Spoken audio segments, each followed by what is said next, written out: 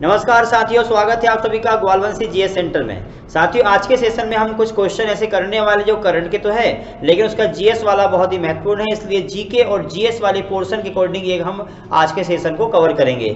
तो चलिए चलते हैं हम लोग आज के पहले क्वेश्चन की ओर। साथियों, विश्व का एक देश है जिस देश ने 4 साल बाद आपातकाल को हटाने का निर्णय लिया है, ऐसा कौन सा देश है? आपातकाल हटाने वाला विश्व का कौन सा देश जिसने 4 साल के बाद में आपातकाल हटाया हुआ है? तो साथियों, बात यहां पर आई है आपातकाल की। अब देखिए, आपातकाल क्या होता है ना? बिना काल में आने वाली, बिना बताए आने वाली घटना, आपदा, आपातकाल। देखिए तो क्या होता है, बात यहां पर आई है आपातकाल की। तो पहले समझ लेंगे, इसका आंसर समझ लेना। यहां पर देखना, इस प्रकार से ग्लोब है, ये 0 डिग्री, ये भारत देश, आपका चेहरा जैसे गोल गोल चंद्रमा जैसा ग्लोब, और यहां पर एक देश साथियों, इसका नाम है मिस्र देश। क्या हुआ था 2017 में अप्रैल महीने के समय में मिस्र देश के ऊपर दुनिया का एक घटिया संगठन, आतंकवाद संगठन ISI, आप जानते हैं। अच्छा, जम्मू कश्मीर लिबरेशन फ्रंट, भारत देश में भी एक आतंकवाद संगठन बना हुआ है। जम्मू कश्मीर लिबरेशन फ्रंट जम्मू कश्मीर का है, आतंकवाद संगठन, याद रखना। तो ISI ने ये जो है मिस्र देश है, मिस्र देश के ऊपर 2017 में अप्रैल के महीने में अटैक कर दिया था। हजारों की संख्या में लोग मरे हुए थे, तो इसीलिए आपातकाल लगाया गया था मिस्र देश में। लेकिन साथियों, 2021 में मिस्र देश के राष्ट्रपति अब्देल फताह अल सीसी जी ने घोषणा किया हुआ है कि अब वहां पर स्थिति सामान्य है, और अच्छी स्थिति होने के कारण मिस्र देश से 4 साल बाद उन्होंने आपातकाल को समाप्त कर दिया है। साथियों, बात यहां पर आई है आपातकाल की। तो भारत देश में आपातकाल को लेकर के क्या स्थिति है और राज्यों को लेकर के क्या स्थिति होती है, यहां पर आप देखेंगे। साथियों, भारत देश में संविधान का अनुच्छेद 352, 356 और 360 में यह भारत देश में 3 प्रकार के आपातकाल लागू होते हैं। कौन से 3 प्रकार साथियों? 3 प्रकार होते हैं। पहला यहाँ होता है राष्ट्रीय आपातकाल, दूसरा होता है राजकीय आपातकाल, और तीसरा होता है वित्तीय आपातकाल। एक पूरे राष्ट्र में लगेगा, फिर राज्य में लगेगा, और यहाँ पर जो है वित्त पैसे और लगेगा। अभी तक कितनी बार लगे हैं साथियों? राष्ट्रीय आपातकाल अभी तक 3 बार लगा है। मध्य प्रदेश में भी अभी 3 बार लागू हुआ है। कब कब हुआ है तो मैं बताऊंगा अभी आपको। संविधान के अनुच्छेद 352 के अनुसार राष्ट्रीय आपातकाल होगा, और ये भी 3 बार लागू हो चुका है। 3 बार कब कब लागू हुआ है? 3 बार राष्ट्रीय आपातकाल साथियों 1962 में, जब जो है कोरोना के पितामह चाइना के बेटा पाकिस्तान ने अटैक किया हुआ था, और चाइना अटैक किया हुआ था। पहले समझेंगे 1962 किसने अटैक किया? कमीना चाइना ने। बनता तो कुछ है ही नहीं, बारीक आंख वाले, अटैक कर दिया, दिखता विखता है नहीं है, याद रखना एक बात। दूसरा, कहां अटैक कर रहे हैं? वो अटैक कर रहे हैं भारत के ऊपर। भाई अपनी बाउंड्री में अटैक करो, हमारे ऊपर क्या अटैक कर रहे हैं? अब देखिए।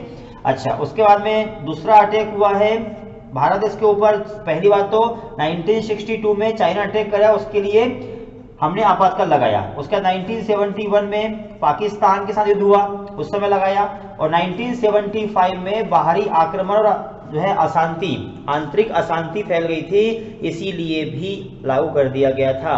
तो चाइना जो है कोरोना का पितामह, इसने भारत देश में इस प्रकार से बनाया। मैंने यहाँ पर MP, भारत का मानचित्र देखना होगा। ये है भारत का मानचित्र, मध्य प्रदेश, यहाँ अरुणाचल प्रदेश है, और अरुणाचल प्रदेश में नेफा, इसको पहले बोलते थे नेफा। 1987 से पहले नेफा बोलते थे, नॉर्थ ईस्ट फ्रंटियर एजेंसी। इसके ऊपर अटैक कर दिया था कमीना चाइना ने, ये था। तो 3 बार हुआ। उसी प्रकार MP में भी लागू हुआ 3 बार। पता है कब कब लागू हुआ था MP में? 1977, 1980, ये देखो 1977, 1980 और 1992, ये 3 बार लागू हुआ। उम्मीद करूंगा आपको समझ में आ गया होगा। बताओ आया कि नहीं आया समझ में? कहीं डाउट है तो पूछो आप जल्दी से, है ना? कमेंट बॉक्स में कमेंट कर दीजिए कहीं डाउट हो तो। 3 बार कब लागू हुआ आपातकाल? MP में 3 बार और भारत में भी 3 बार। ठीक है, अगला क्वेश्चन, बढ़िए अगले क्वेश्चन की ओर साथियों देखेंगे। मोटर व्हीकल एक्ट 2021 में बदलाव किया गया है। अब मोटर व्हीकल एक्ट में क्या बदलाव किया है?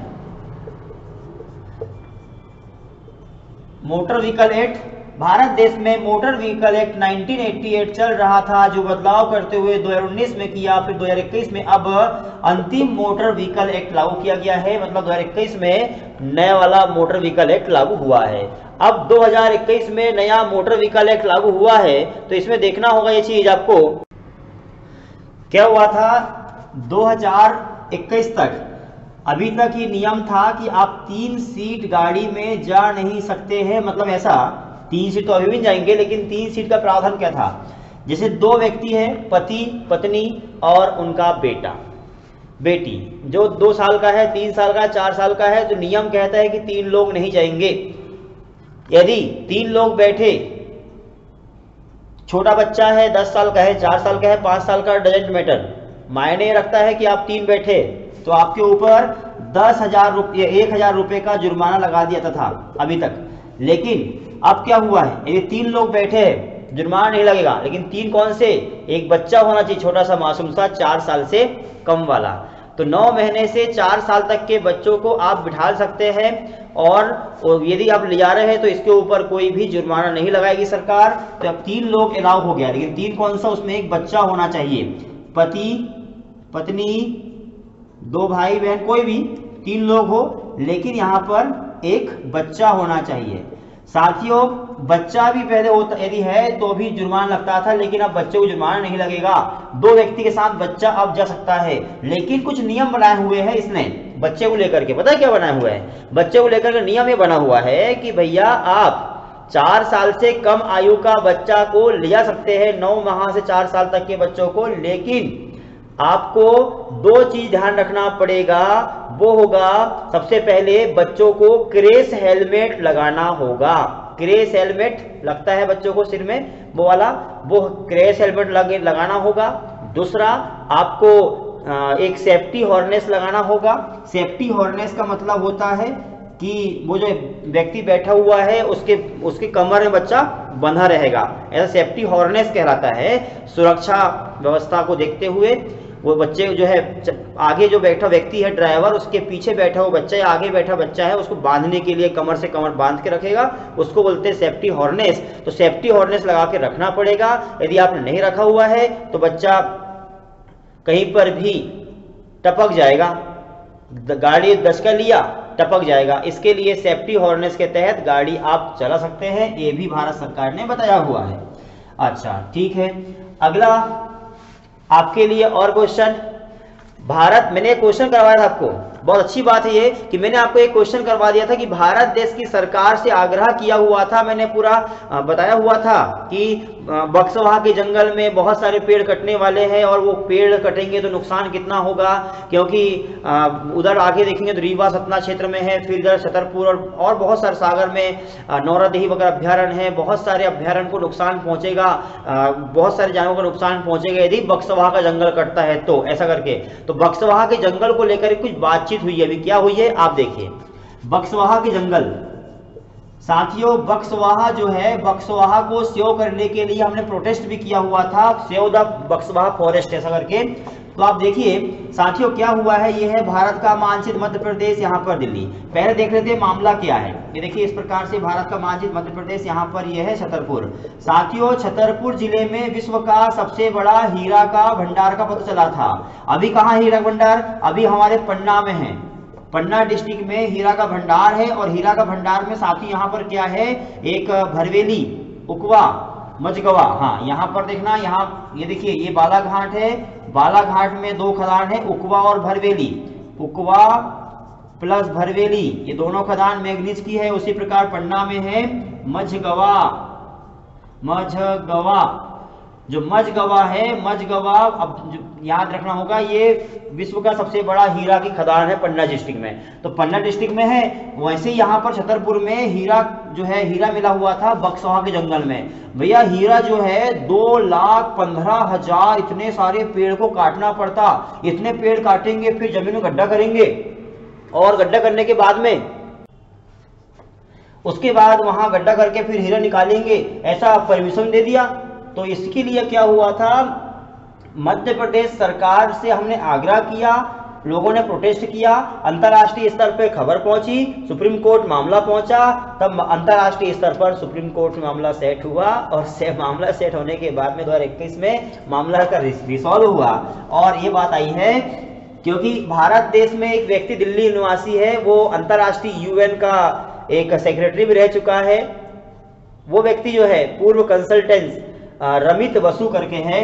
रमित बसु ने याचिका लगा दिया था। ये रमित बसु के कहने पर जैसे मामला पहुंचा सुप्रीम कोर्ट, तो सुप्रीम कोर्ट जैसे गया भैया, तो सुप्रीम कोर्ट में वो कह दिया कि आप यहाँ देखिए छतरपुर में है हीरा बक्सवा, इधर पन्ना में है, इधर जो है सागर में नौरदी अभ्यारण्य है, यहाँ से कॉरिडोर है, इसको यदि काट देंगे तो रास्ता कहाँ से बनाएंगे हम, जंतु को नुकसान पहुंचेगा, बीच जंगल कट जाएगा तो इधर वाले तो बेचारे मर जाएंगे, यहाँ रास्ता नहीं रहेगा तो कहाँ जाएंगे, आदान प्रदान नहीं होगा। जैसे भारत पाकिस्तान के बीच में बंटवारा हो चुका है, लाखों संख्या में लोग मरे कि नहीं मरे, करोड़ संख्या में लोग मरे। आपको पता होगा 1947 कमीना पाकिस्तान अलग हुआ, अंग्रेज लोगों की जय हो जा, अंग्रेज लोगों ने पाकिस्तान को अलग करवा दिया, बांग्लादेश को विभाजन करवा दिया, वापस बांग्लादेश को अफगानिस्तान में मिला दिया, उधर ले आके जो है पाकिस्तान में मिला दिया बांग्लादेश को, और अंग्रेज लोग अलग थलग हो गए।